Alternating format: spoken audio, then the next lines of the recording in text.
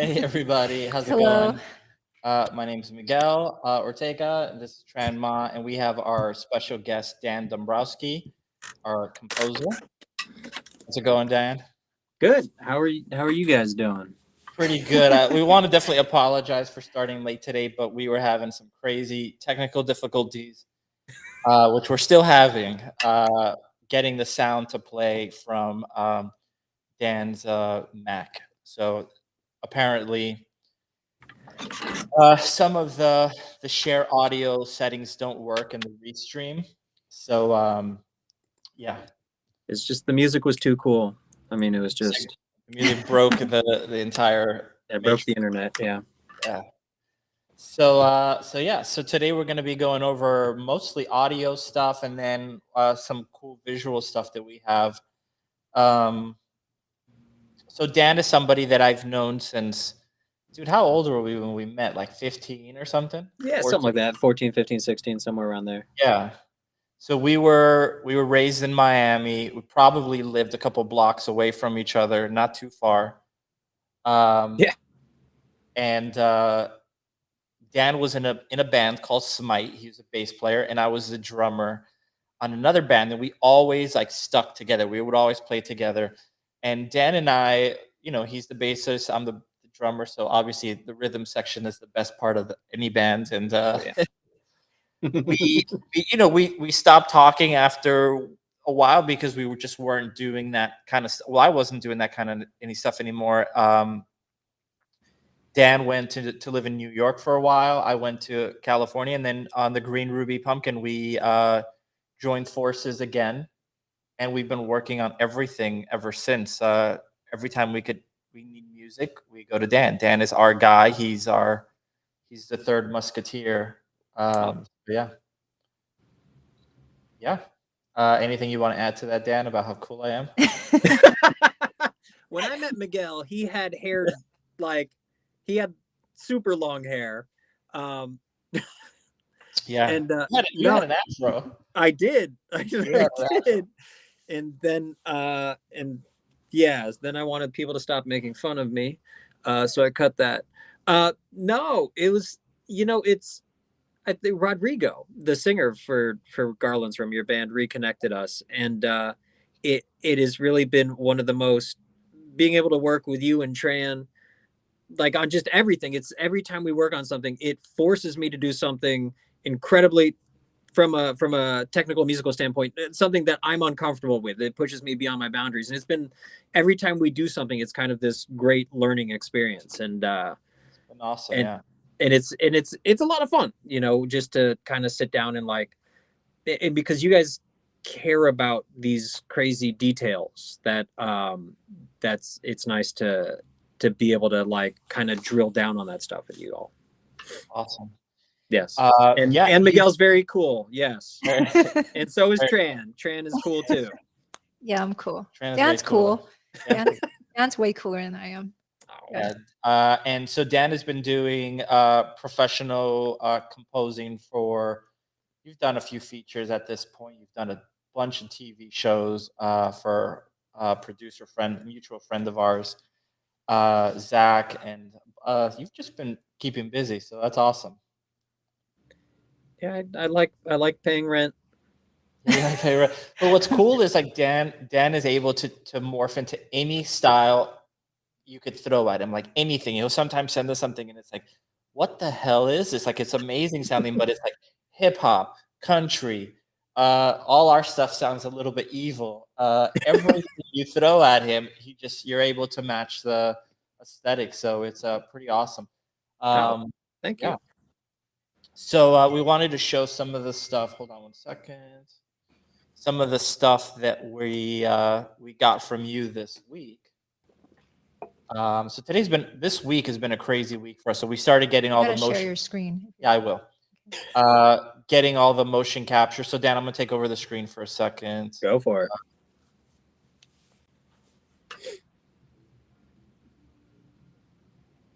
So let me stop sharing.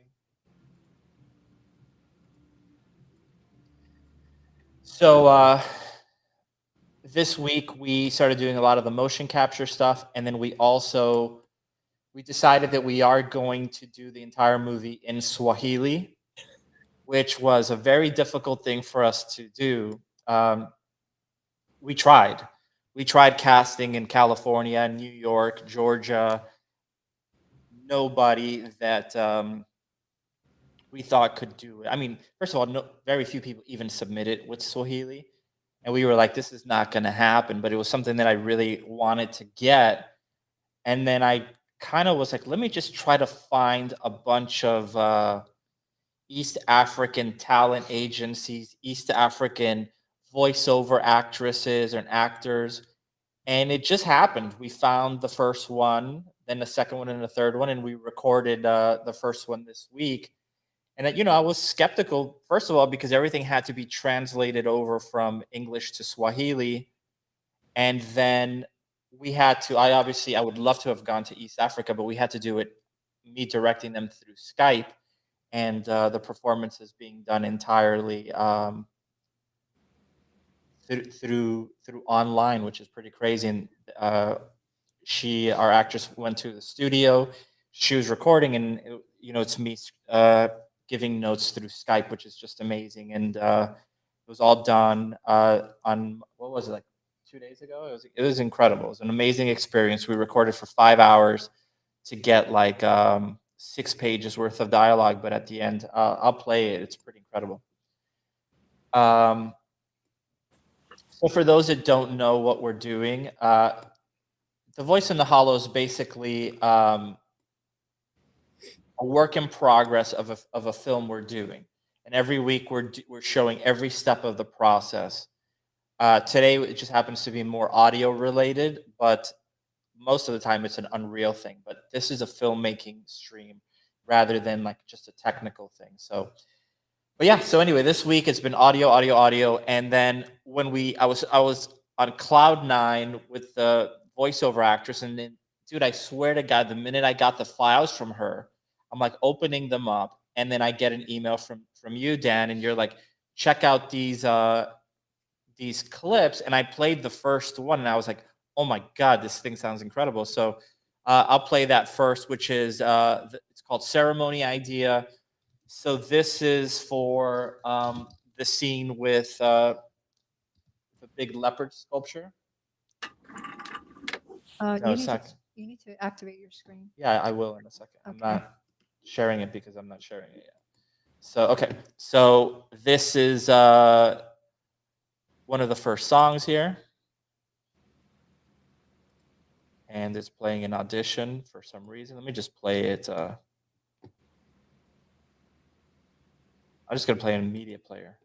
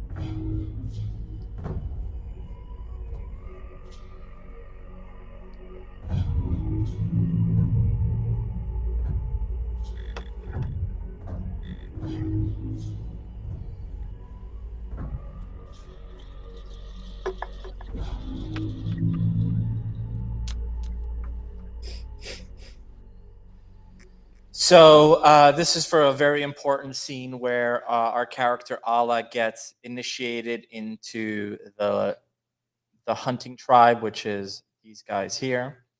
I heard this thing. I played it for Tran right away, and I was like, "Oh my God, that's like freaking incredible!" It actually, yeah, it's awesome. Yeah, I loved it. It immediately made me think like, okay, we got to have some sort of like rap. What instruments are going on there, Dan? Tell us a little bit about this one. Not many. Just because when we first started talking about this, and just as a caveat to everything that you're showing, these are still roughs. These were me trying to kind of get ideas put together based on conversations that I was having with Miguel and Tran. So Sketches. was that? They're like sketches.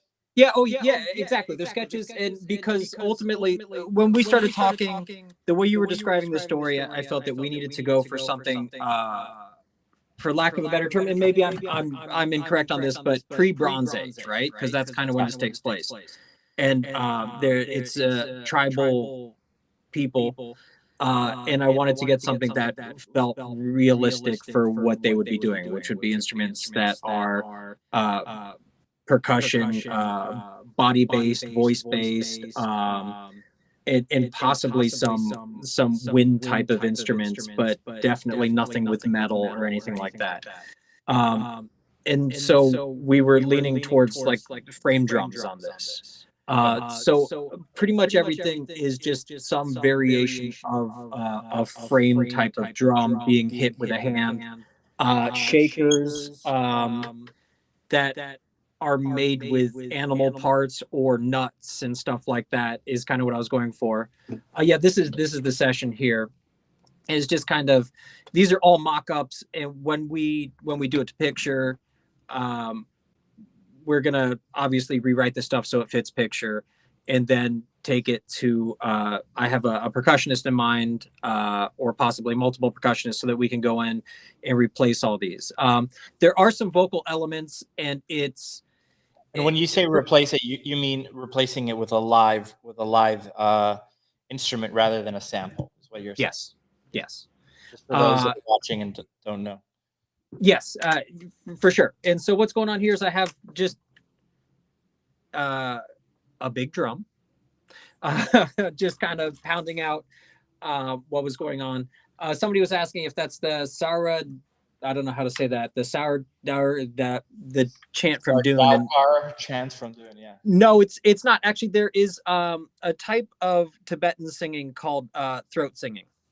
And it's kind of, because I wanted to kind of stick with voice or percussion, I was leaning towards that. And so I'm not going to play my isolated versions of me singing that, but it's me doing passes of throat singing mixed with samples and a choir performance that's very low to kind of get just like a low brooding sound.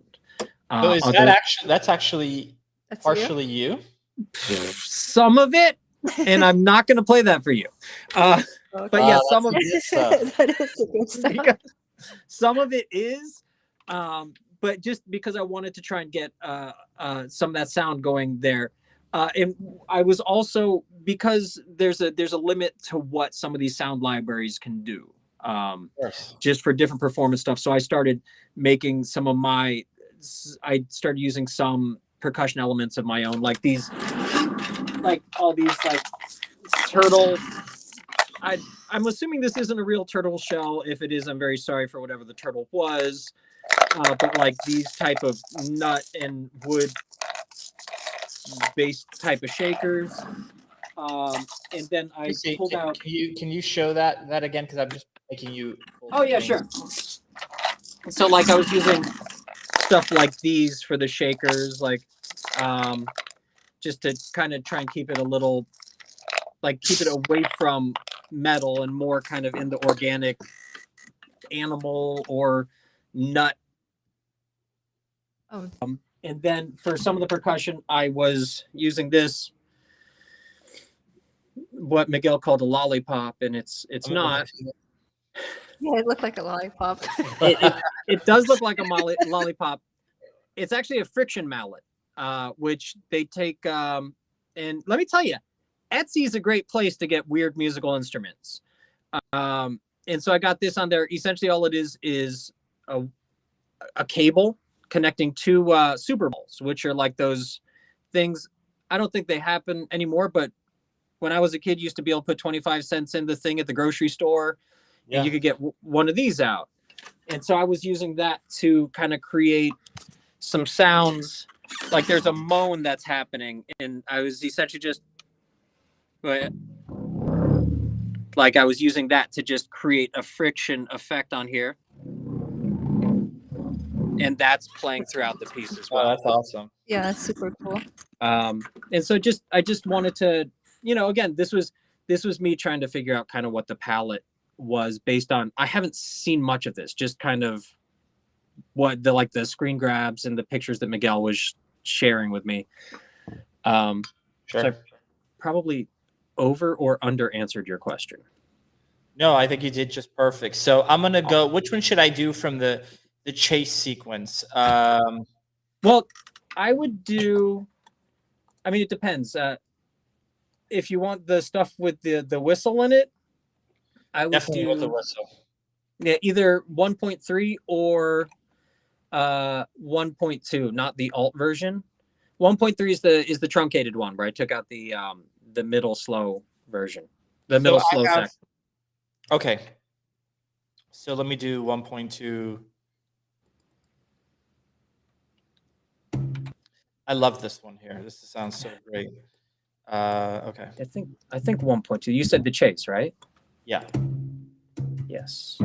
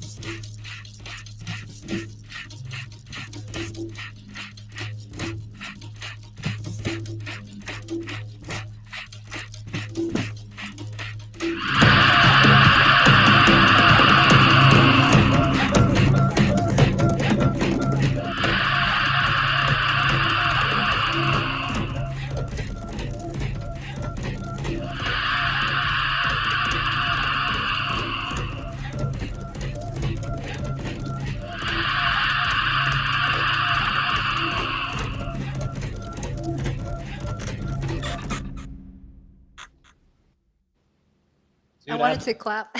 Yeah, I freaking love the I love sound this. of that Yeah, whistle at it's the so end. awesome. So let me give this back to Dan here. So tell us about this one, Dan. This one, like that freaking death whistle at the end. It's called a death whistle. Yes, it's well, this doing this was weird because I work in a studio where other people are around. And after I did this, I went out to get some water, and the lady who has the studio across the way from me asked me why I was screaming so much. And then she wanted to know how I was screaming like that. And that is again, Etsy for the win. It is. Is it? Hold on, let me make that full screen because I actually want to buy this thing. Oh, yeah, I picked this up. I don't know why it's shaped like a bison skull, but I guess stuff that has the name death in it is supposed to look like a skull. But essentially what it is, it's called I think it's an Aztec death whistle. I could be wrong, but I'm pretty sure it's Aztec death whistle, and this is a fake one. Obviously there's not a bison that's this small, made of some type of plaster, and it's, I guess traditionally it was used when the Aztec people would go to battle, they would blow into these and it would sound like people screaming. I can show you what it looks like. Or you guys already heard it. Oh, let's hear it. Blow it? Yeah. Yeah. So you just blow it here and you get kind of like that. I don't know what it sounds like there, but it's deafening in here. Oh, so it's really loud. Yes, Well, it's really. So we had this issue before where Dan was showing me the recording like he's doing now, and it wasn't that. I was like, "Oh my God, here comes the death whistle!" And then when he was playing it, it didn't sound that cool because it's so loud that I think it's like clipping it. It's like not allowing it to do its full thing. But when you hear it in the song, like if we go to this right here, that's it.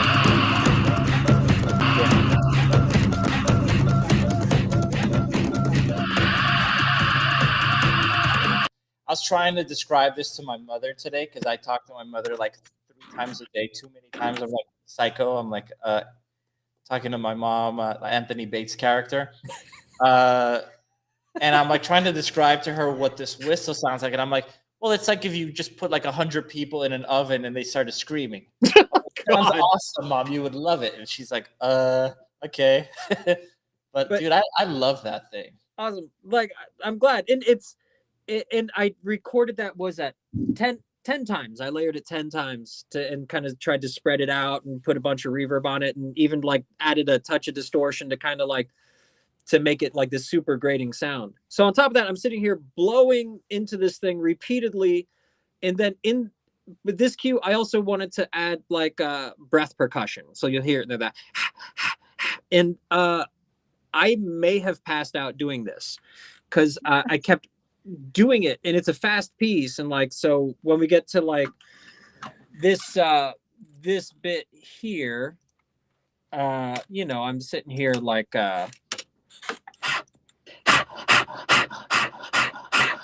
I'm just hyperventilating, getting this done and seeing stars, and I lost part of the day doing it. But no, I wanted to get something a little intense. And again, this is all frame drums that we're going to hopefully replace with some shakers. And I added some other vocal elements of me yelping, and I found, I don't know what we're going to do with this, but I found there's a field recording of a Balinese kekak or monkey chant. And so I tried to work that in there as well to get like this kind of... Can you play that? Let's hear it. This frantic vocal thing going on here. So this is part of the technical issues we had, is we couldn't figure out a way for Dan to get the sound to play directly from the computer. So he's going to be playing it, and then you're going to be hearing it from his phone recording the speaker. So it's not going to be the best quality, but considering this is all work in progress, I think it's fine. Especially if you hear the full song on my computer, which sounds good. And yes, and this I had to grab and figure out the tempo and pitch, like time shift it and all that stuff. I'm still, this is all placeholder, but I just thought, and I know geographically and ethnomusicologically, this is all over the map. And I think that we are too visually, by the way. Yeah. We're taking stuff from different tribes in Africa, from stuff in Asia. You know, we're not trying to do apocalypto. We're trying to tell a fantasy story. So I think it's cool. And that was my thinking too, is like to find all these different elements and try to come up with the sound of this place. So this is what I was doing with the monkey chant.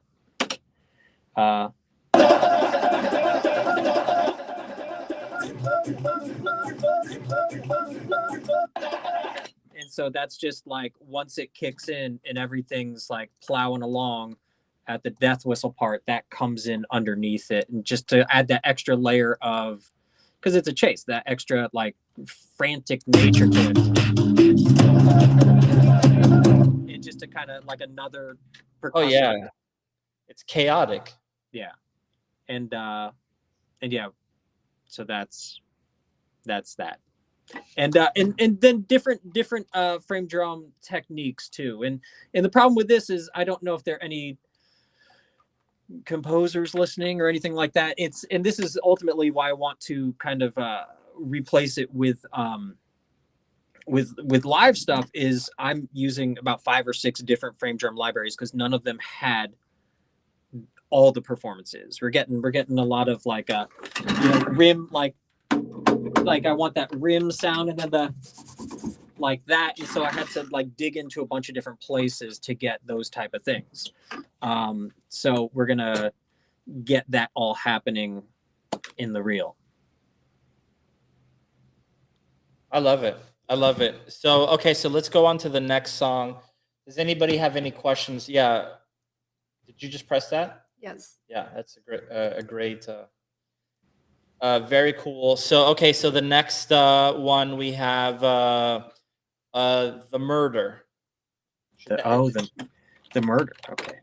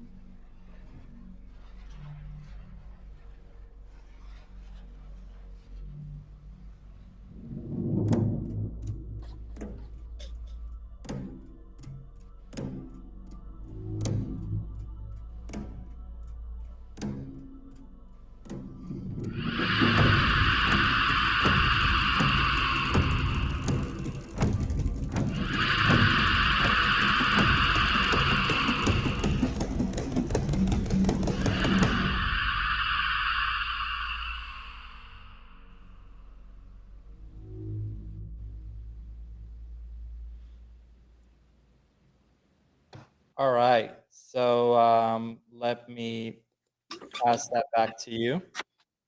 Oh, okay. I love that one because it's almost like grabbing the first sequence, the ceremony, and then the chase, and then they have a baby.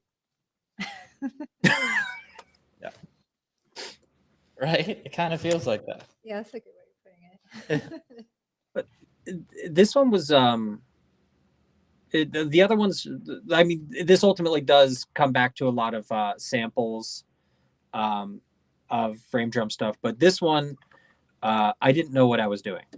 And so what I did was I spent a bunch of time with this drum here because I couldn't find sample libraries wanting to do what I wanted to do. So I did a lot of like let me make you full screen here. So yeah, I spent like I spent like an hour just making noise, like all these different things and like banging and knocking and then like that type of stuff and just recording and then and then just chopping it all like crazy to get all these different like elements out of it, like there's that moan happening halfway through. What is that moan? Like go through some of these guys because yeah, sure. Let me set this back to no. So like here, like this here, what's this? This opening sound is that is this that's this thing drum. On a tom on that drum right and there. That's the buffalo drum. Is that what it's called? No, that's no. This is just that's a floor tom. That's a floor tom. Yeah. So I'm not a percussionist. We have a drum kit at the studio, and I was just like, well, let's see what noise I can make. And this was easier to carry upstairs than the bass drum. So I was like, we'll just do the tom.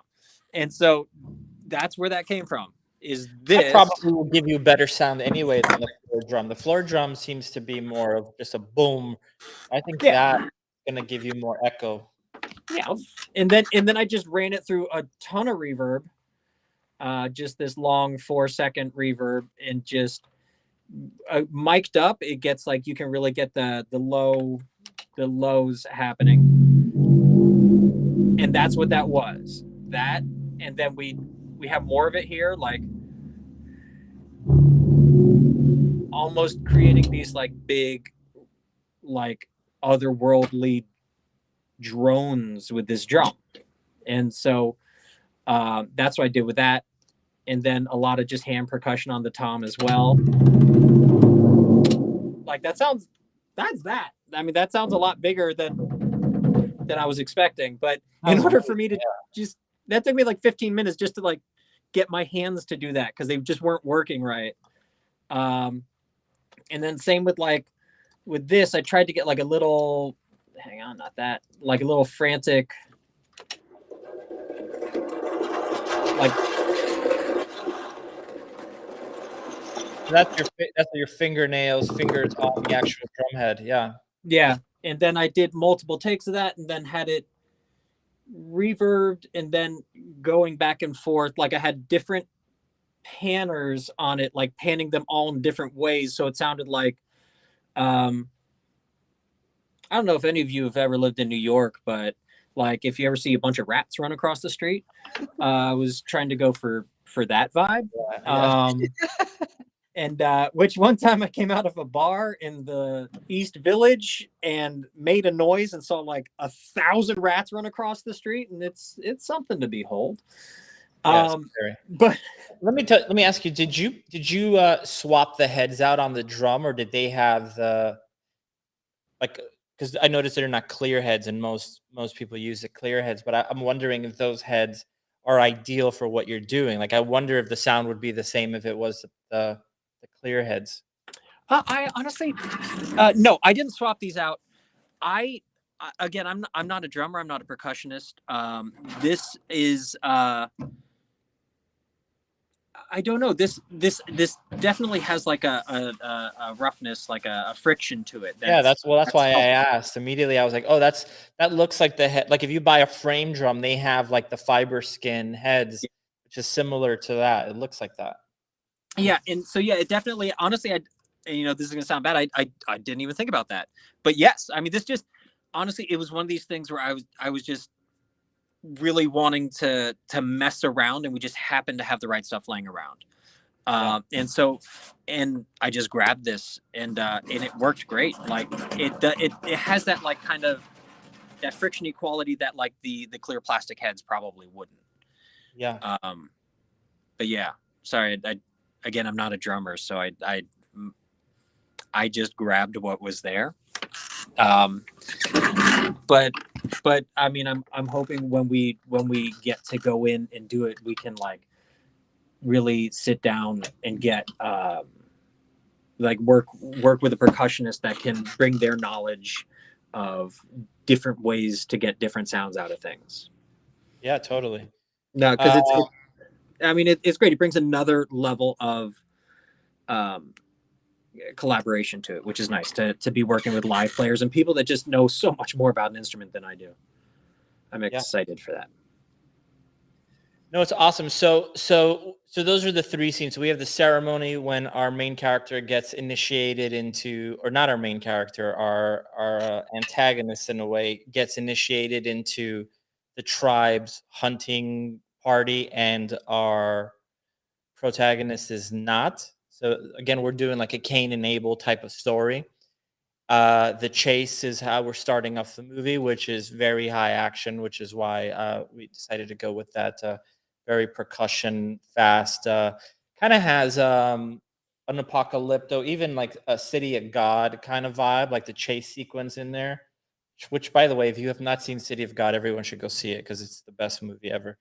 And then the murder, of course, is the Cain and Abel story doesn't end with a hug and a kiss. It ends bad, and that's why it's got that really messed up vibe to it and tone. And yeah, I loved it. Any thoughts, Tran? No, it's awesome. Yeah, thank you. Yeah, I got super excited hearing it. I was like, wow. Okay, now I can really picture and feel. I think without music, it's really hard for me, even if I visually can picture it, I don't feel the film. Yeah. Right. And then when you have the music, you're like, oh, I see that this is the tone. And then we talk about it. Like it's not like I was completely surprised, but I'm always surprised. Yeah, it was funny because Tran was just like hanging out when I started playing it for her. And when she heard it, she's like, oh my God, that's so good. I'm inspired. And she ran back to the computer and started work. And she like got like this like energy, just like injected in her. She just started working like a madman. I was like, okay, cool. We gotta, that's good. Well, I'm always working. She's always working, but like I've never there's a seen lot you of get up like I'm inspired right now. And then you yes, just always ran off. working, but there's a lot of times where you just feel really tired and drained Yeah. and don't have that excitement. Yeah. You two are always working, and I will. I've gotten into the horrible habit of waking up at 4:45, and I will like something will pop into my head, and I'll text Miguel, and I'll get a response. Like, why Yeah. are you awake? Yeah, it's yeah. But and the thing about these are this was kind of not difficult, but it's also hard to understand the scope of what it is because I've only seen the pictures and the kind of the stuff you've been sending me. So it's all this was written free and it wasn't set to any picture or anything like that. So I don't know. I mean, like again, this was just kind very of like loose. It's like the this start of conversation. But you're kind of already getting the tone of it. And I think that's one of the important things is we kind of wanted to make sure that from the logo, which is this thing over here, let me pull this up, to the music selection, everything that it clearly shows like, hey, we're not trying to do a Pixar or Disney thing. And I love Disney and I love Pixar, but we really wanted to make to separate what we're doing since it's an animated thing and be like, hey, we're doing something completely different here. And I think the music is, you hear that music and you're like, okay, this is not for kids. Like you can, it's explicit almost. It's rated R, the music. You hear the music and you're like, okay, I'm not going to take my kids to that. Like that's pretty powerful that you could do that by just hearing a song, right? You're like, that's not for kids. So that's great. I'm glad I could write some R-rated percussion. Yeah. So we started doing the casting. I'm a little bit conflicted here because I want to show like some of the sounds with the voice on top of it, but I think it requires me to like kind of like completely sidetrack. So before we do that, like I just want to make sure that does anybody have any questions regarding the music or anything they want to say to Dan? Or Dan, do you want to show anything else on the music side? No, I mean that's kind of all Where I you're have. at. I'm yeah, that's kind of where I'm at. I'm still there's the other scene that I'm still kind of where we can kind of break free of the percussion and voice and body percussion stuff and I'm still trying to figure out what that all is gonna sound like, look like. Sure. Because I think we can because it's an otherworldly thing. I think we can kind of do something otherworldly there. Sure. Yeah. So okay, so then I'm gonna jump into the casting and the recording of the voice. You should probably hang out because I'm gonna be playing some of the music on top of it. Because even when I'm doing like the assembly of the dialogue, I always try to put the music underneath it just so I could kind of see how it works together. I almost see it like, or even if I don't have music, I'll put like a rumble. I feel it's like the hi-hat. Do you know what I mean? It just keeps the whole rhythm together. It connects the sounds. Um, so so let me just take a little step back here, and I'll show you guys what we ended up doing. So we, like I said, we decided we're gonna cast this properly. And this was not till like the 11th hour where we're like, let's try the Tanzania approach. And I'll pull this up in a second.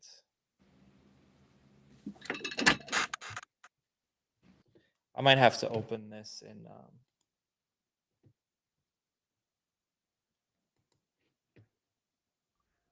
Natamani ningeweza. Natamani ningeweza. Natamani ningeweza. Natamani ningeweza. Natamani ningeweza. So you can see they're doing the ADR session. I would love to have been there, but it's East Africa, it's pretty far.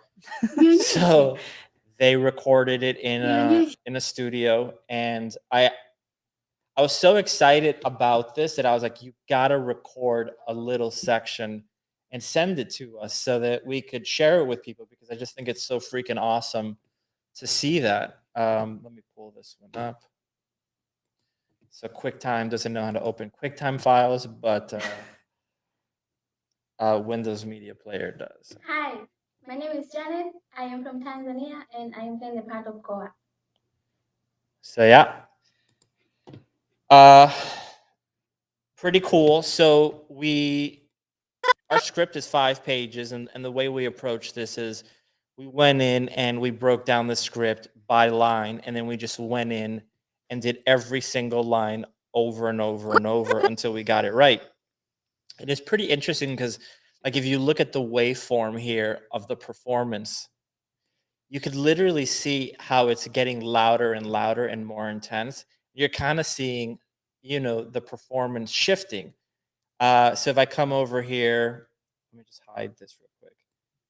And you can see each one of these wavelengths is obviously like her saying the line. So Ngoja tuone kama utapenda.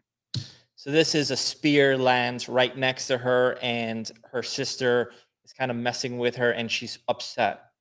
So the first one felt very calm to me. Ngoja tuone kama utapenda.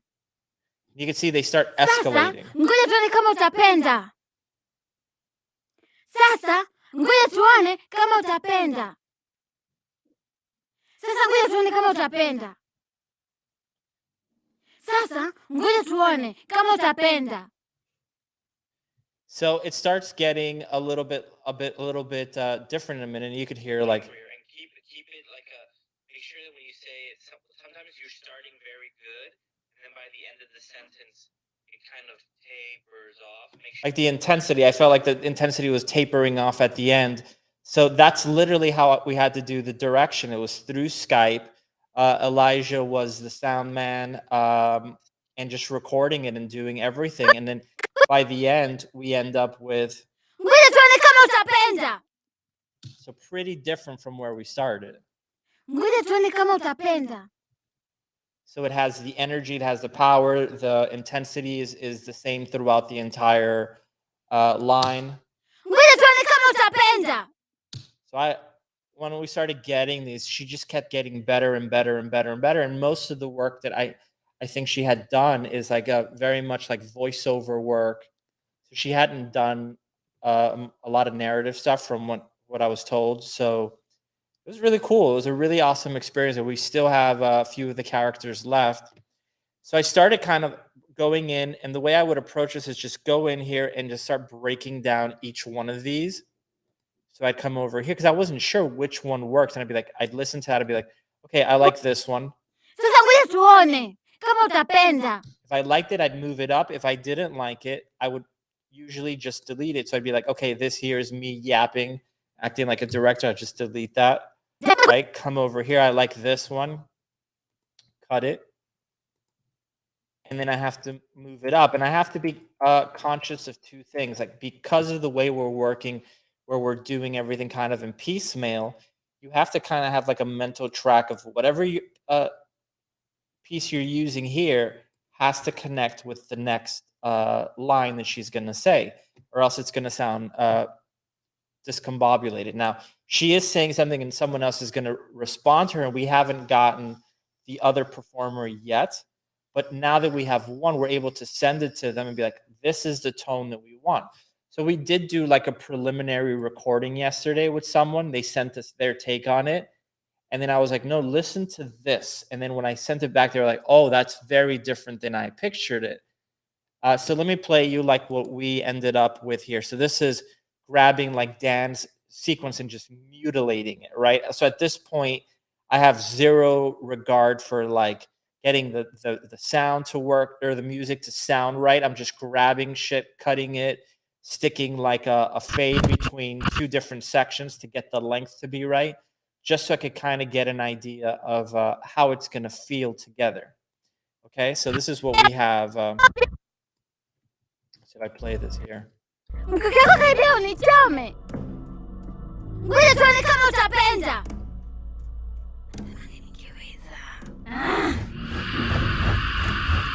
Hala, toka! Hapana.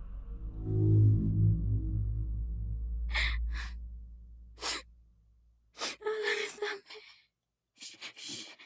Usijali, utakuwa sawa.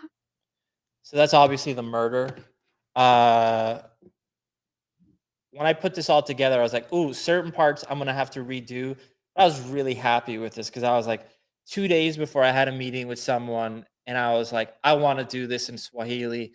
There's no freaking way we're going to pull this off. It's just it just seemed like it was completely off the cards. There's no freaking way we're going to get this.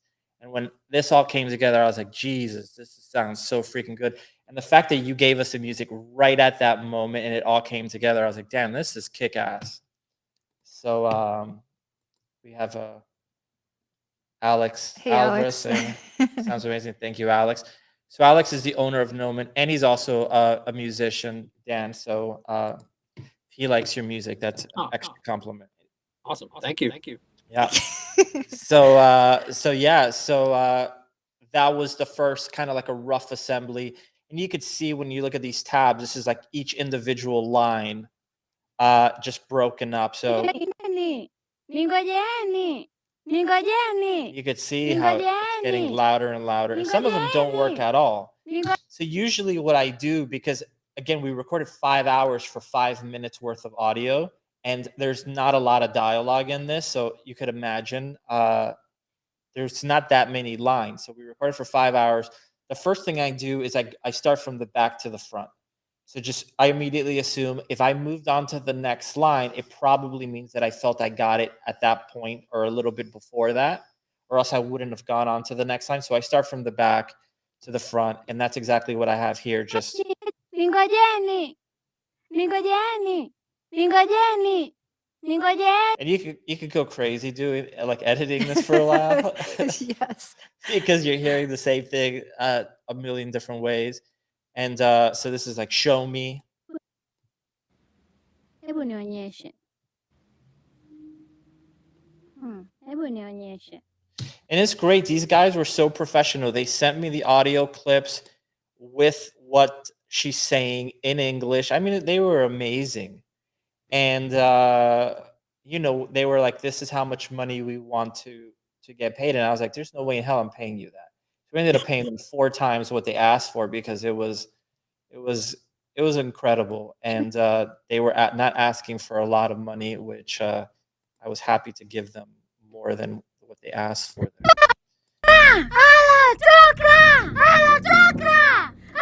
So you can see it's just line over line over line. But when it's all together again, it sounds pretty kick-ass.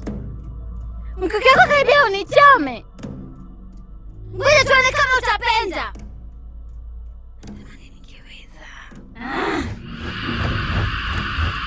Hala, toka! Hapana.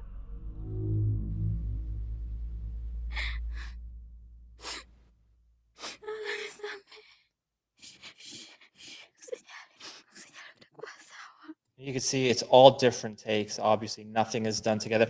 I wish we could have gone to Tanzania, but even the other actress that we have is in Kenya, so it would have been impossible. So we'd be going all over.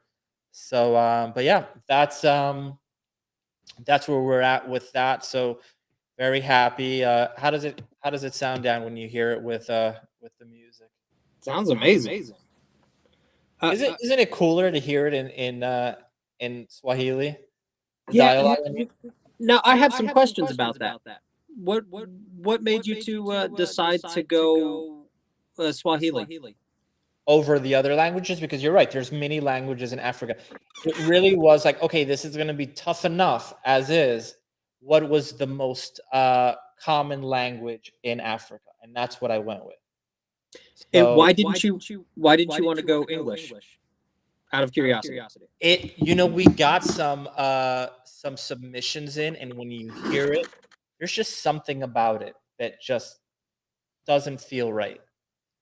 Okay. Why did we do the Ningyo in half Japanese, right? There's just something to it. I think it adds richness to the story. And it also, I think, like when I say that the music that you're giving us sounds like there's a clear separation between uh like a Disney Pixar animated film and what we're doing. By it being in Swahili, it's immediately saying, hey, this is a different thing. Yeah, right? So I think that was another big factor. But we tried. I mean, we put a casting call. We've been trying to do it locally because that way we could do the motion capture and the dialogue all at once, right? Which we can't do anymore. So we have to separate the motion capture and the performance. But I think this was the better answer. Yeah, I think we did a test with the accent suit. We realized it takes a long time to set up. And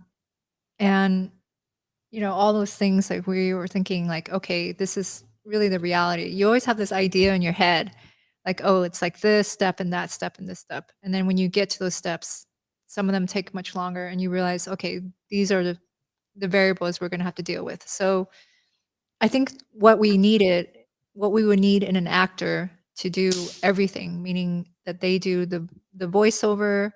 Well, one, if we cast it here, it would probably be in English, and then two, we'd have to have someone have a great voice, be a great actress, and really be able to handle all the mocap. And it's just like you're depending really heavily on one person. Yeah. And we're not like, yeah, if you're Disney, you have a ton of money and you can also have like these contracts that are very, sturdy and you can't break them and you can't disappear. Right. So I think for me, at least, I felt more comfortable breaking it up. And if we're going to just do this, I don't know. I thought the language sounded really pretty too. Yeah, it sounded really pretty. So Alex is saying that Dan has an echo. So yeah, we have had like crazy sound issues on Dan's side today. It's not my fault. Yeah, so it's because some Mac issues with getting all this working together. That's why I'm playing the sound from my computer. If I wear Yes. my headphones, is it better? No, it's not. I can't hear the echo, so I don't know. I guess the audience would know. Well, I can tell. So Michael is saying Apocalypto went a similar route with the Mayan language. It adds a lot, just like the world building or anything. Yeah, I think so too. They asked me this a lot on the Ningyo, like why we decided to go Japanese, and I think the biggest reason is when I was growing up, my dad is a World War II fanatic, and whenever the Germans would start speaking English, he'd start screaming at the screen. And even before I even knew what the hell was what, right? I was like, wow, that's a serious thing because it really like just triggered him, right? So it just traumatized me as a kid. And I'm like, okay, if they're German, they have to speak German. If they're Japanese, they have to speak Japanese. And if they're well, yeah, and you saw that in 47 Ronin, where the actors were phonetically speaking English, and it never felt correct. They should have been speaking Japanese. But yeah, and what I felt was even worse was trying to cast someone that doesn't have an African accent. Like, let's say we do it with English, and then we say, hey, try to sound more African. I just didn't feel right doing that. Do you know what I mean? Like if somebody were to say, hey, try to talk English, but try to sound more Hispanic, I'd be like, what the hell does that mean? You know what I'm saying? So I was like, you know what? Let's just go all out legit. Let's do it the proper way. It's going to be more difficult, but it's the right thing to do. So, and we live in a world where technologically you can do that. It's amazing that you can record people in Africa. Yeah. So if you could do it, why not do it? It was definitely worth it. It actually opened up the net too, because if Miguel and I had got an actress here, and one, it would be very expensive for us to be like, yeah, we found someone great, but they live all the way in New York, and then you'd have to fly them over, and then it would just, it's too many things to to kind of juggle together. Whereas casting in Tanzania, all of a sudden, you know, if you're going international, you can find anyone anywhere, and you're just isolating it. The other problem we were starting to experience is like if we wanted to get like a union actor, which the Nino is all SAG, but it adds a huge expense to everything. Yeah, there's a lot of complications with, but it makes it even more complicated when it was animation, right? Yeah, it's weird because when you're going SAG, they have all these different ones. Like they have micro budget, right? SPA and like moderate budget, low budget, and it goes through all these different types. And we would qualify under micro budget, which is the most relaxed, right? The higher the budget you go, the more difficult the criteria is, right? So if you're at a very high budget, you have to cover background performers, you have to have overnight stays, so it becomes very expensive. And we didn't qualify for the lower tiers because we were wanting to do animation, which is really strange. So I don't know why all of a sudden it becomes like that, but yeah. Yeah, so animation can't be low budget, and it makes sense why they would think that, because animation is such an expensive thing, but they're not taking into account the fact that, you know, people like Tran and I are doing this. Yeah, they're not really caught up in the technology. Yeah. I think. So it actually acts like a barrier, and it limits us a lot. So it makes it very difficult. So these actors were not union, but that was definitely not the reason. I think had they been union, we would have gone the union route, because I think, to me, they'd be worth it. So it wasn't about them being cheaper in any way. It was just yes, we that always was just a bonus on top of everything. We always go for talent first. So yeah. So okay, so Trent, do you want to show some of the? Give me 1 second. So Dan, if you just want to hang out for the next few minutes, if you got to go though, you're totally, it's up to you, whatever you want. But That's okay. I'll hang out. Okay, sweet. Share. Okay, is my screen up? Let me give you your screen. Yes, now I have it. Okay, so this is what I've been working on. And let me just run through some of the shots. So sorry, go ahead. Miguel showed this shot for the first time, probably like the third stream or second stream. I don't remember exactly which one. And then I came back and I decided to polish it. There were things, I mean, it was like a first look, right? So it was very rough. And then there were things I didn't like, and I wanted to come back and correct it. And I'll talk about the things that I felt didn't work for me. So this is our master shot where it's at right now. So this is leaving the ceremony. She's walking out. She doesn't want to see her sister being like initiated into the thing. She just leaves and she goes home. So this is the village. Yeah. Yeah. So it's the first establishing shot. I'll jump to a couple other angles, right? So this level now is much more fleshed out. Oh, there's some weird lighting stuff I have to come back and fix. And then here's a couple other angles that we framed, right? So I have it working much more three-dimensionally. Before it worked great from one angle, and then if you looked on any other angle, it kind of looked terrible. And I think the scene is actually, well, it's kind of slightly slow.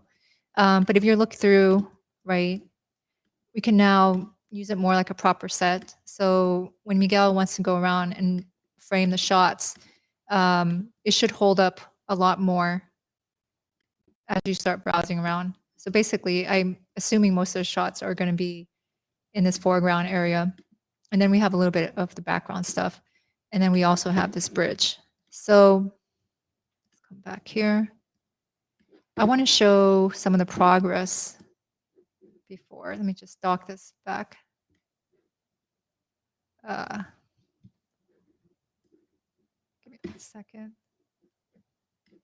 This is not usually hard. There it is. Let's pull up some of the first look. So very first time we showed it, it looked like this, right? And then I tried to work on top of it. And we got something like Wait, this. let it sit there for first. Let's go back. Because it looks very similar, but it's very, very different. I don't think it's similar. No, at first glance it does, because it's Yes, well, same sky, compositionally, the we're same- still keeping some of the same stuff. So want to keep the things that do work, right? As far as what we try to keep, let me just draw this over. It's just a basic composition, right? So we still have this, and then some of this shape here, and then some of the blue. So basically our light shape, right? And then the city kind of tapering to the back, okay? I did come in and try to improve it a little bit, but I still pretty much wasn't very happy with it. So here's one where it's slightly more fleshed out. We placed some of the stuff and we had a nicer floor, right? But as I rotate around, it doesn't really hold up, right?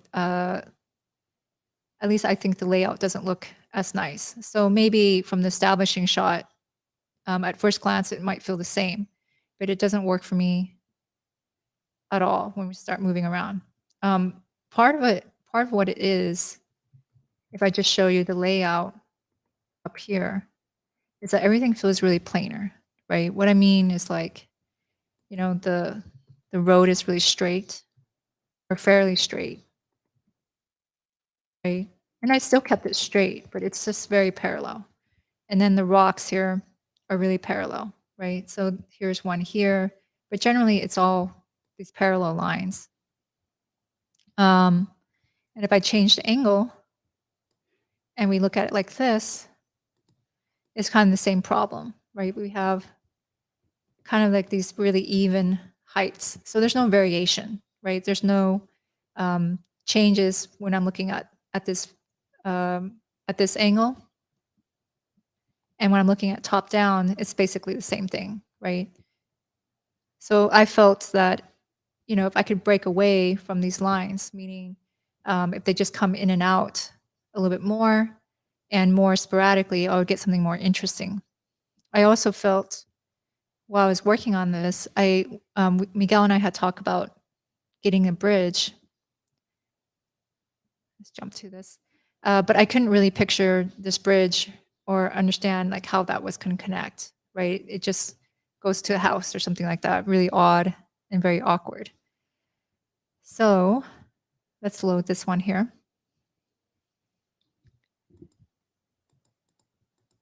If you look at this, you can see that it's not, I don't have that problem. Sorry, I'm stuck in a tree. Okay. But there's no parallel lines, right? So there's different heights. There's some similar heights, but basically nothing, you know, sits that way anymore, right? So we have all like these layers of depth. And as soon as I start doing that, and you look top down again, the road is pretty straight, but there's a couple of things I did. I just tried to add a slight curve in the road, right? So it moves the path around a little bit. And I think that just gives me something more to work with in terms of lighting. It also makes more sense if your rock structure, basically all the mountains are not sitting on the same row. As I place like these kind of stairs and these pathways, they're going to be very organic and a little bit chaotic, which is what I was looking for. Also, speaking of which, we did update. So we're now using, instead of the early access, we're using the preview. And there are like way more noise issues than we had before. So there's like more things to deal with and figure out here. So yeah, show some of the issues that we're having. Yeah. Give me 1 second. I just turn off the fog and post process. So if you look at our foliage, it looks like really, really bad, like crazy. So in the notes, when I was reading the updates that happened for the preview, it says like some of the foliage is supposed to be improved, but I think it looks way worse actually than before. But it's very oddly though, some of these hay huts, they still have some issues, but they're not as problematic as before. So we took them out of the scene and then brought them back in on this one. But of course, then the trees and the grass looks really messed up. And I started spending part of my time trying to figure out what's wrong with this. So, which I can show you. I think it has to do particularly with HDRIs. So I started doing these tests because this is something that can be a bit of a problem later. I don't think it's so bad for this scene because if you look, it's really dark and you really can't notice any of these problems so much, right? So here, let me just close this. And let me just load this very small sample scene. So whenever I ever have trouble with anything, I'll usually just create a new project and make a huge ass mess in it. And so I'm not afraid of messing up whatever I'm doing. There's also settings that we kind of tweaked on some of the plants. And, I don't even remember necessarily what we did. So if I just start with a default scene where everything's default, I think it's a little bit easier for me to track the problem. So I have two lighting systems in here. I actually have an HDRI and a sky. So I'll just shut off the HDRI backdrop. And if you take a look at the grass, if you've been using Unreal, you would know at this point that this stuff tends to look really noisy and really, really horrible, right? Just like what you would see before. And it does actually look more cleaned up. Now I'm going to turn off the sky, Unreal Sky. And so everything's dark. And I'm just going to turn on the HDRI. And ta-da, this is the problem. So anyway, I don't know how to solve this.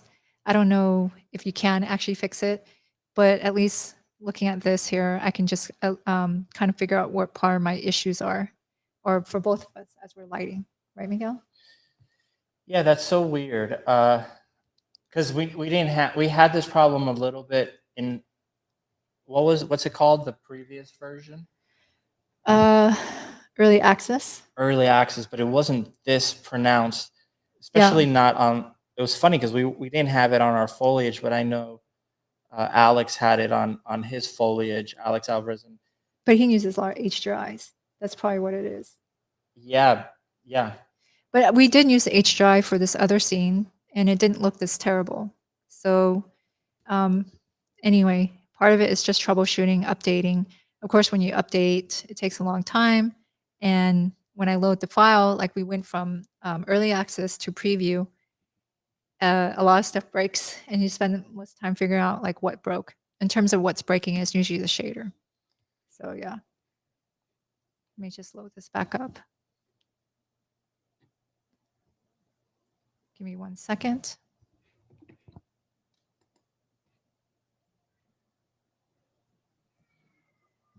Let's go back here. This scene has always been lit with an HDRI, but it never really seemed that problematic in the early access. And now in this newer version with the HDRI, it just looks worse. But anyway, that's what I have here for this scene. The other thing I started doing, and I'll show you some other stuff. Like, I guess I'm not really sure what I want to talk about specifically because it's just really broad and very big. I spent most of the time troubleshooting and trying to light this, right? So it's pretty mundane. As far as a couple things that I do have going on. You show the light flicker stuff. Okay, I'll show that.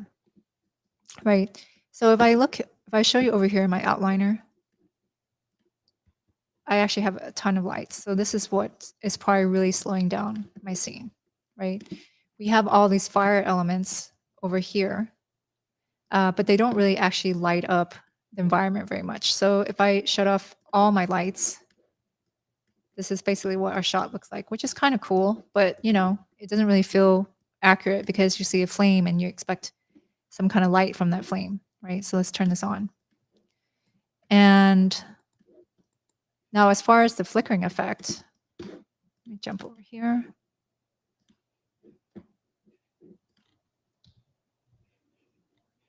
Let's see. You can kind of see it over here, some of the pulsing.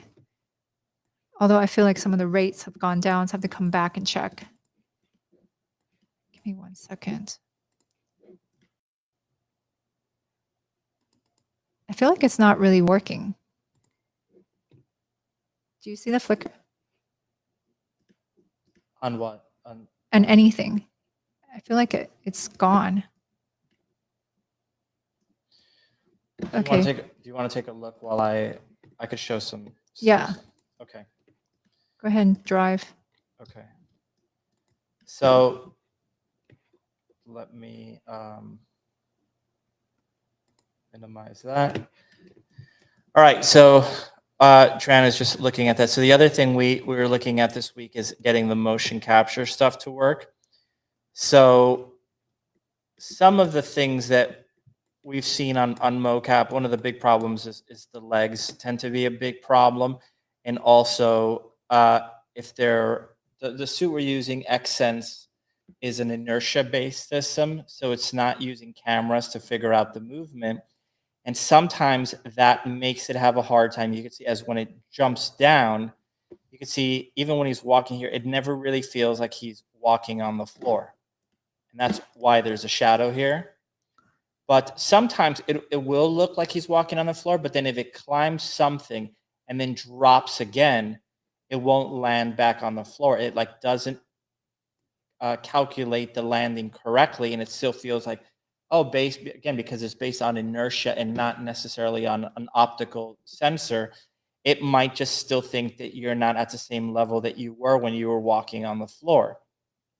But you can see, besides that, when you look at the motion, it looks pretty damn good. So this is, you can see there's a little bit of a wobble there, and not just, I don't mean the wobble of me almost falling, but the wobble in the actual motion capture. There's like a jitter. But for the most part, you can see the feet look pretty good in terms of like swimming, as they call it, where the feet look like they're moving around.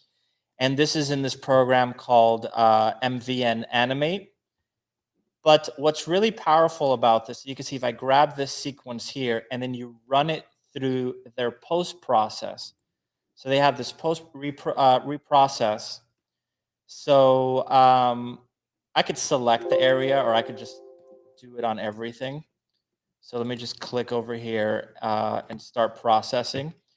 So you can see you're going to start seeing this go through.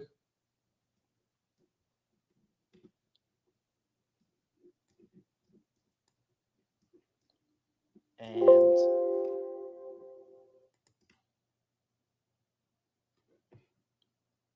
let it do its thing here. Okay. Why is it not doing it? Let me see. Let me select the region. Start processing.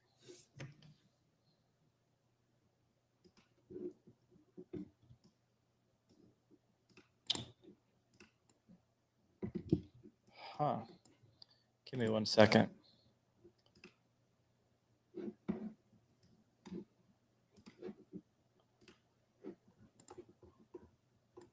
He's not doing what he was supposed to be doing. So let me just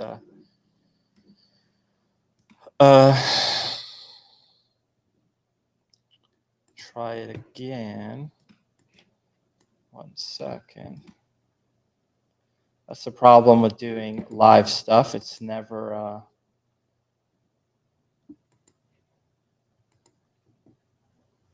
as polished.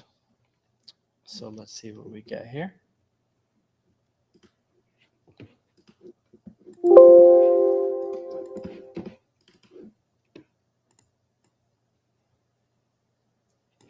Let me just try opening the file again. I'm not sure why it's doing this. So we're both having difficult technical. Yeah, we're both having difficulties. So, okay, so this one seems like it's working better. So let me just process it. And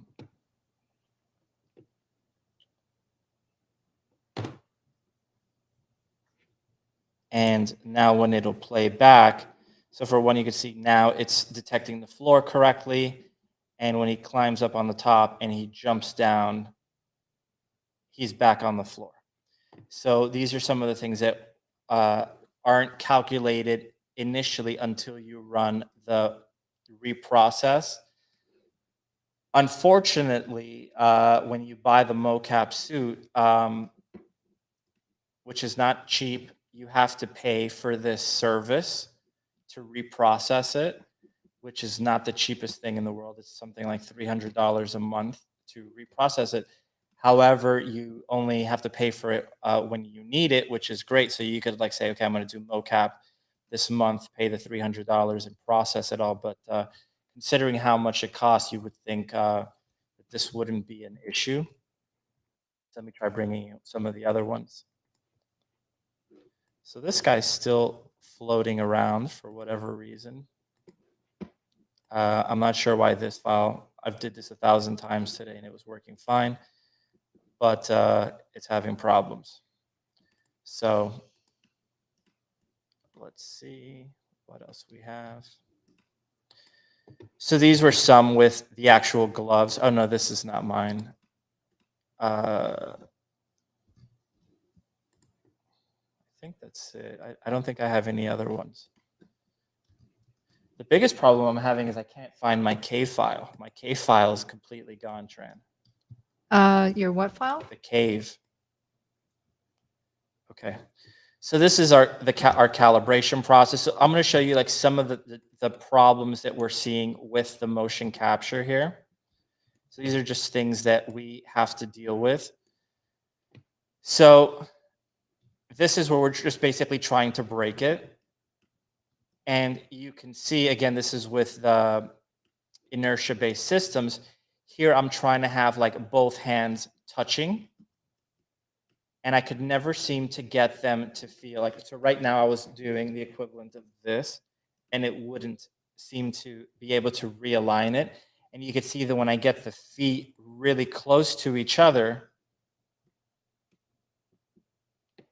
like I am intentionally trying to break it, by the way, but you can see when I do that, the legs are interpenetrating.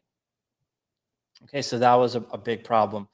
If you're seeing it, you'll know not to get the legs or the feet that close, so it's not a big deal. Everything else seems to be fine, and let's just reprocess this and see what we get.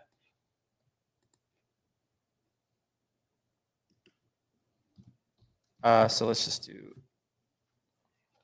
this right real quick. Today's technical difficulty day. Yeah. Yeah.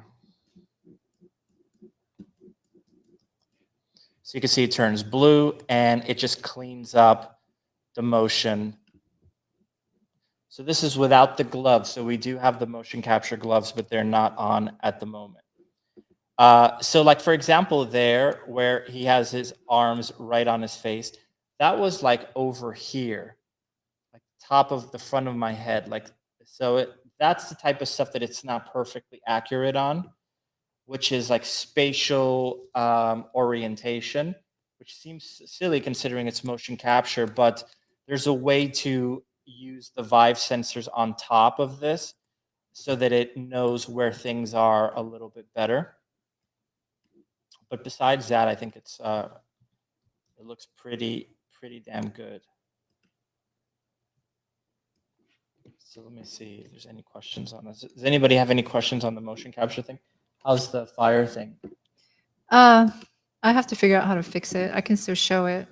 Yeah, I would just show it. Because I was going to show the cave, but literally the entire level is missing. Okay, let me share my screen. I have to go. It won't look good. I'll show you how it works. Okay. So basically, what I'm showing you right now, I'm looking at it more in my settings under engine scalability settings. I can't say that word. I know that if I'm too high, my frame rate is going to be a little bit slow. So I can't really check how well it's going to really flicker, right? So I just scale it down. And this way it doesn't look as nice, but I can see what the lights are actually doing. So right now it looks really weird because I just reset everything and made sure that it was actually working. So what it is each of my lights in here has a light function material. So it's being controlled through material. There are a couple of ways. And if this doesn't work out, or if I find that it constantly breaks, I would go the other way. The other way would be using a blueprint, right? So when I looked it up, you can create a material. This one can probably give you a headache if you look at it. But Alex is asking if we're using preview 1 or 2. We're using preview. We started with preview 1 and then we went to preview 2. Oh, preview 2 came out already? I'm using preview 2. I'm not using preview 2. Am I? I don't know because it just says preview. So I have to actually check again. Well, I'm definitely using it. Okay, because you updated it a little bit after me. Yeah. Well, Okay. I updated it like 2 days ago. Well, I probably will update first before I even try to fix anything because it's a pain in the butt. Yeah. Yeah, because whenever you update, it's not like ta-da and it's the open and everything's great. It's not like that at all. But if I show you my material here, so basically, let me just stitch these. I have just a constant parameter, right? So, and I've converted it to parameter so I can control this in my instance. This is my master material. And Alex just posted a comment. Unfortunately, none of the pressing rendering issues are still addressing. Yeah, there's a lot of brutal stuff with opacity maps. Worse than what we had before, though. That's the weird thing. Yeah, it actually looks worse. So it's like, what do we do? Okay, so I have this parameter here, and I renamed it to flicker speed. And then basically, this will control the speed here, right? So if I lower these values, and right now this is what's appearing to be breaking. But as I lower it, you can see that the pulsing is much slower. So this is being controlled by time, right? So it's being multiplied between my value here that I would input as far as my speed, and then it's just being input through some math nodes.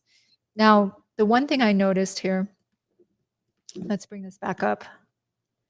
I don't want to give anyone a massive headache, but one thing I noticed here, if I input this in here, it might have the actual speed, but the problem with the flickering is that the light literally turns off, right? Like it's going pitch black, and that might work for like a buzzing fluorescent light, right? Where it's supposed to look creepy. This stuff definitely doesn't work for fire. So what this actual function does, material function, which is this material, right, is it's just controlling the emission. So at the very end, I have this emissive color, and whenever it's white is when you see the light, and then whenever it pulses black or gray, it's dimming the light, right? So we're getting this pulsing effect from that. Now I actually added a contrast node to actually decontrast that, which will reduce the black levels, right? So if I come back here, let's expose this light. Let's go to this one where it's very obviously doing a flicker. You scroll down to this light and you can apply this material. Now, the one thing that appealed to me about this was I'm going to set up my mass material, and then I would create a bunch of instance materials, right? And then they all have slightly different speeds. Okay, whichever material you use, you can just drop it into the light function material. So let me open that one up. This one should be this one here. Now if I come over here, I can just slowly decontrast this. Now the way the contrast node works is if I actually want to decontrast, I have to go into negative values. So if I enter negative 0.2, you can see here it's already not going as dark, right? And I can slowly up it. And then now it's starting to pulse a little bit more. And just raise the values slowly just to get it more subtle. The first thing I would do, of course, I think I would just dial in how fast I want it to be, right? So if I really want it to be faster, or if I want it to be slower, and then just input this negative value. So it's super simple. I'm not sure why everything broke, but it did. And again, I'll just have to go back and fix it. If it keeps breaking, then I'll probably end up going the blueprint route. So that's how I did this material. So I always think in my head, the more basic the technique is, the better it is. And then again, the other thing I don't want is just having one material controlling the speed, because then if you look at all my lights, they're going to be posting at the same exact time, which is not what happens in reality. So all these different ones are just meant to be slightly off and slightly different, depending on the intensity of the fire, right? So like something like this, the small fire would be a little bit slower and less dramatic, and then something where the fire is larger, we should see a little bit more flickering effects. But again, it broke. Okay, so that's the scene here. Now, a couple other things I think are interesting to share. Let me just save this.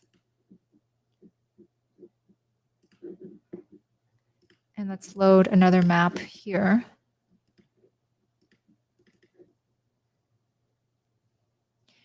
And this is, to me, particularly interesting if you, especially if you have a little bit of background in understanding materials in film and how it works. They're just not really the same. So let's close these here. Okay. All right, so I had this problem here that I spent a ton of time trying to troubleshoot. Let me just pull up this model. Particularly had to do with the hair of these characters.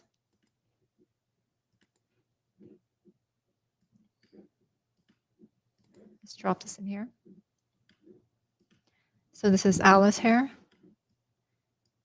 And this one kind of drove me crazy for like a day, which is not fun because you lose time figuring out this stuff. So if you look at this, you might not be sure what you're looking at, but the model is not supposed to look like this. So it's supposed to be a smooth sculpted hair, but if you look carefully, you can see that I have like these lightning strikes kind of thing going on. If there's anything that you get from what I'm saying today, I think this is super valuable, right? So all this stuff is just really nasty looking. And if you look under this here, you can see this weird pixelation. So that's not from streaming or anything like that. But again, it's supposed to be an extremely smooth texture. Now I realize when I export this mesh, let's just export this.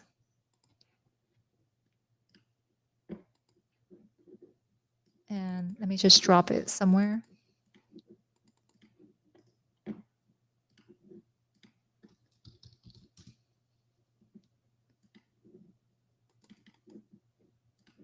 Okay. And quickly, let me load up Maya. But, you know, this is part of the thing.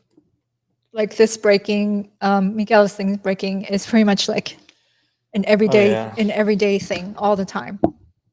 And when you're new to this pipeline, you don't really know why it's breaking. So you're just trying to figure it out what's going on. So, you know, once we go through this the first time, the second time we do this, it should be a lot easier. Just give me a second while it loads up. Okay. It should have no problem loading FBX.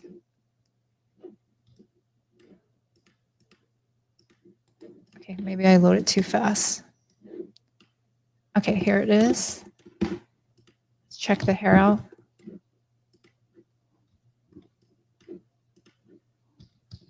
Nope. Here it is. Okay, so if you take a look at the mesh, it's actually been destroyed everywhere. And all the UVs are, I mean, the mesh is just completely obliterated. One is triangulated, which I kind of expect because that's what game engines will do, turn everything to triangles. But if you're looking here at my UVs, if you go into Maya and you have this on, basically everything should look blue, right? But right now, all my UVs are flipped backwards and forwards. So technically, when it's red, that means the UV is backwards, right? And then when it's blue, it means it's forwards. Now, when I made it, the whole thing, when you looked at it, should just be pure blue. And all these really weird red parts are popping up. So it's damaging, literally destroying my UVs. The other thing I found out is I have a bunch of non-manifold geometry, which I definitely didn't have. So if I try to run a cleanup over here and just try to select the problems, you can see the mesh has been completely obliterated. Now, the one thing I realized, and I couldn't, find anything on the internet, is that basically whenever the number one rule, when you start any asset, it's you cannot start your asset anywhere else that's not at your UDIM space. So this is my UV window, right? And our first UV should be over here, 1001. And I've started over at 3, 4, and 5, right? So this basically will ruin you. As soon as I took this and I put my original model back at 1001, it stopped ruining my model. Now, the other thing that happens, so two things happens. If your model does not start at the very first UDIM, which is where most people lay out, your model will probably get destroyed, which is what you saw. The second thing is the textures don't work, right? So if I jump back in here and try to pull up and show what happens, just give me 1 second. Because I actually repaired all these things. So I'm gonna try to break it very quickly.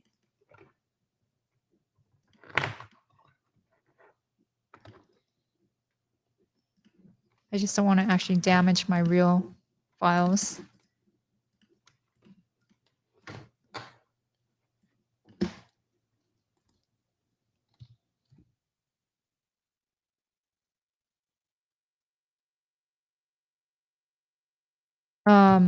And I wish I knew this stuff ahead of time because this really messes up the workflow because I work like this for most of it. So I have two files here, texture files for these eyeballs I made. And they're sitting at 106 and 1002. So basically 1 UDIM per eyeball, right? Now, if I open up my content browser and import it, let's do it in here where everything is kind of isolated mess. Drop this in. The way the texture looks like this. So if you know anything about Unreal, whenever you load the UDIMs on, it should only load just these two. So this one here is 1006, and this is 1007. And there's all this blank space here. So I probably have, 1001 and 2. Now, what you might think that's not a problem, but if you try to load it on, none of the textures look correct. They look really messed up.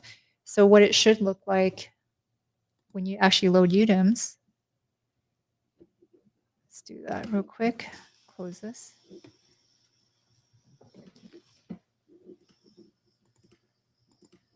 Over here. So this is what it should look like. So this UDIM here started at 1001. And it looks correct, right? I don't have any dead space. Anyway, I did most of the models like this. So now we have to go back, send things back to probably the rigger. Some of the problems are easy to fix. It's just basically moving it back. But that type of stuff, when you go back and you fix things, really eats up a ton of time. So that's what I have here on this. How are you doing on your end, Miguel? Catastrophic. Yeah? Yeah. Pretty much catastrophic. Like the It just nothing seems to be working. Okay, so we're having a bad day when it comes to that stuff. Okay. The other thing I noticed here was just some transparency issues. So if you work in a film pipeline, right, and then you have cloth that is semi see-through, it's usually not a big deal. You just take that cloth and you have an opacity map. So for example, if I pull up one of the opacity maps, it now looks something like this, right? And you're going to have a lot of gray values in between. And in a film pipeline, whether you're using Arnold or V-Ray, they should render fine.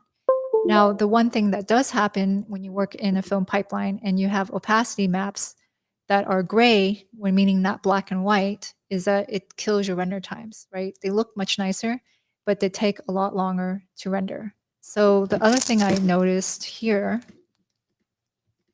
let's just do it in this messy scene. Let's create a new material.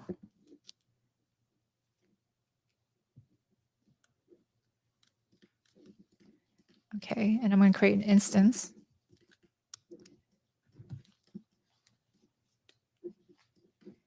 And if I want to turn this into, let me backtrack a little bit. I don't think I'm explaining this very well. I'm sorry, guys. Today is, whenever I encounter a technical problem, it actually leaves me fumbling in a very not good way. Here, just do that. Let me show something. This is another thing that we've been doing a lot of experimenting with. So you could see we have these gloves here. And you can see that whatever I'm doing here is being recorded on the computer in real time, so you could give someone the digital bird if you wanted to. But it's pretty cool. You can see the rotations are there. Everything is pretty cool. There is a slight tiny delay, and I didn't calibrate these for this. I just popped them on right now because my Unreal file was just acting crazy. Like I literally can't find my level, so I'm like in panic mode. But I thought these were pretty incredible. So these are like the Manus Excense gloves. So we want to, hands are one of the most expressive things, and we definitely don't want to be hand animating that with the amount of time we have. So this was a pretty cool way around it. So pretty simple interface, and this just ties in directly with the program that I showed you guys last time. So next week, it's going to be all about motion capture, and it'll be more than just running through the things really quickly like we showed you today. We'll go through everything, and we'll actually show you like the recording of some of the actresses. But yeah, pretty cool. So, it's not perfect, but it hasn't gone through the cleanup process yet. But for being completely real time, that's pretty incredible. They are washable, which is pretty crazy, but you have to take out this thing that's inside. It's kind of scary when you see what it is that is causing this to detect a movement. It's almost like a piece of tape. So it's very thin looking. It looks like something that could snap, and it's just on these fingers. And considering how much this costs, it's extremely terrifying. So it's not something that you want to mess around with, but pretty incredible. So we're going to be using this. You can see there's no wires anywhere. It's just completely wireless, and it's just being connected with this dongle here, which is wireless, which is pretty incredible. So yeah, that's how we're going to be doing all our hand animation. Does anybody have any questions on that guy? You can see taking them out always terrifies me because I feel like I'm going to break it. But pretty cool. How are you doing, Tran? I need a second. Well, does anybody have any questions for Dan, or Dan, do you have any any thoughts on what we showed today? I'm just this is just crazy, the amount of stuff that goes into this. Yeah. I Usually mean, our it's presentations are crazy much seeing better under than the hood. Yeah, today is not good. Yeah. I do want to show this part because I think it's actually important, but I have to pull up my messed up files. Yeah, just our files got all messed up because of updating. Yeah, so that type of stuff is very stressful. Yeah. Because we thought, okay, this is going to fix some of the flickering issues that we're having with the plants, but it ended up causing a bunch of other humongous problems that we have to figure out still. You know, this is what we knew the program was going to be like. Some weeks are going to be more trouble because that's the reality of it, right? It's not always perfect. Yeah, and some of this troubleshooting stuff just takes a long time to figure out. Especially when there's a camera on your face, it makes it a little bit more difficult. Yeah, it makes me really stressed out. Yeah. Like, well, it makes me stressed out, and then the other thing, I think I do worse. So I actually make more mistakes. Yeah. Give me 1 second. We should pull up this problem. Does anybody have any questions? My Unreal's trying to open up again, and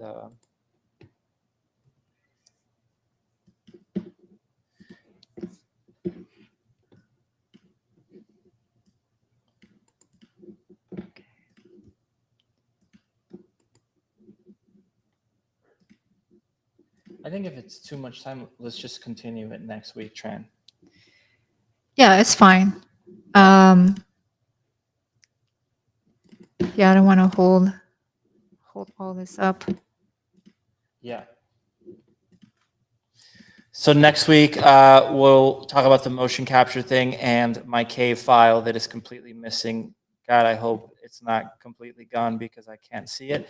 Well, you know what? I am going to pull it up because I do have it in Nuke, I believe. I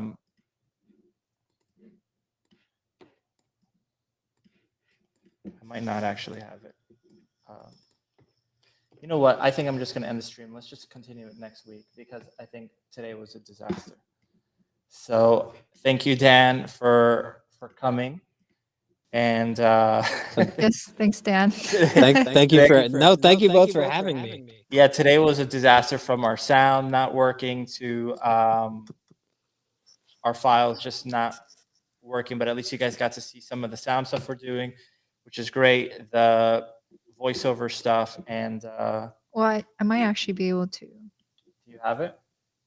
Yeah. Hold up. No. Okay. Okay. Yeah, so we're going to continue next week. I think we're going to go and cry now. So, yeah. All right, guys. Well, thank you so much. We'll